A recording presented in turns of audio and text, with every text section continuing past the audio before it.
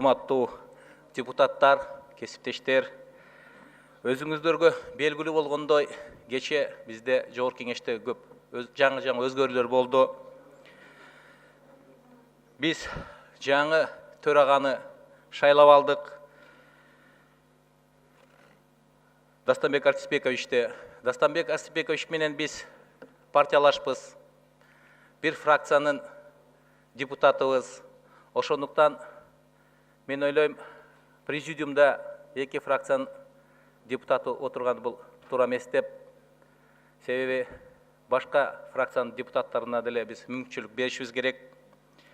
Бул этикалык нормаларга деле туура келбейт. Ошондуктан мен Кыргыз Республикасынын Жогорку Кеңешинин төрагасынын орун басары кызматынан өз каалоом менен кетүүнү чечтим. Бир жылга жакын мен силер менен биргеликте иштеп, силер жакшы колдоп келдиңер. Мына Чыныбай Акулович менен деле бири-бирибизди түшүнүп жакшы иштеп келдик. Ошон үчүн бардыгыңарга мен терең ыраазычылык билдирем. Рахмат сиздерге.